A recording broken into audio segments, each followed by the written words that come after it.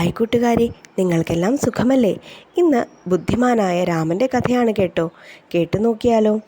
ഒരു ഗ്രാമത്തിൽ ഒരു ലത എന്നു പേരുള്ള ഒരു ധനികയായ സ്ത്രീ ഉണ്ടായിരുന്നു. അവൾ അഹങ്കാരിയായിരുന്നു. അങ്ങനെയിരിക്കെ അവൾ ഒരു പന്തയം വെച്ചു. തന്നെ വാക്കുകൾ കൊണ്ട് സംസാരിച്ച് തോൽപ്പിക്കുന്നയാൾക്ക് താൻ 100 സ്വർണ്ണ നാണയങ്ങൾ നൽകും എന്നതായിരുന്നു പന്തയം. ഇത് ബുദ്ധിമാനായ രാമൻ കേൾക്കാനിടയായി. ലതയുടെ അഹങ്കാരത്തിന് ഒരു അറുതി വരുത്തണമെന്ന് രാമന് തോന്നി. കൂടാതെ ആ 100 സ്വർണ്ണ നാണയം തനിക്ക് ലഭിച്ചാൽ തൻ്റെ ദാരിദ്ര്യവും മാറുമല്ലോ എന്ന് അവൻ ചിന്തിച്ചു.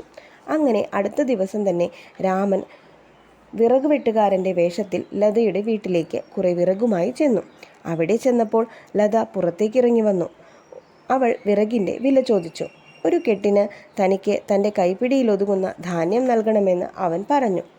ഇത് കേട്ട് ലതയ്ക്ക് സന്തോഷമായി. ഒരു കെട്ട് വിറകിന് വെറും ഒരു കൈപ്പിടി ധാന്യമോ? അവൾ നൽകാമെന്ന് സമ്മതിച്ചു. അങ്ങനെ അവൾ വീടിനകത്തു നിന്നും ഒരു കൈ നിറയെ ധാന്യങ്ങൾ എടുത്തുകൊണ്ടുവന്നു. അപ്പോൾ രാമൻ പറഞ്ഞു, എനിക്ക് എൻ്റെ കൈപ്പിടിയിലൊതുങ്ങുന്ന ധാന്യം വേണമെന്ന്. രാമൻ ധാന്യങ്ങൾ വാങ്ങാൻ തയ്യാറാകാതെ അതുതന്നെ പറഞ്ഞുകൊണ്ടേയിരുന്നു. അങ്ങനെ അവർ തമ്മിൽ വാക്കുതർക്കമായി. അവർ ഗ്രാമത്തലവൻ്റെ വീട്ടിലെത്തി. രാമൻ കാര്യങ്ങൾ വിവരിച്ചു. തൻ്റെ കൈപ്പിടിയിലൊതുങ്ങുന്ന ഒരു ധാന്യമാണ് താൻ ഉദ്ദേശിച്ചത് എന്ന് വ്യക്തമാക്കി.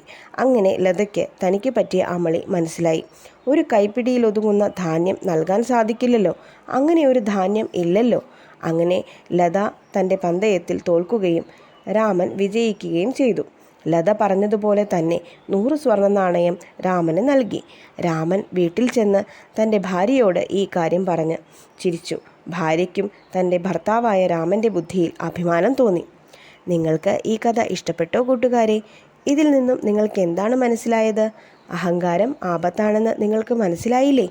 ഇനി മറ്റൊരു കഥയുമായി മറ്റൊരു ദിവസം കാണാം.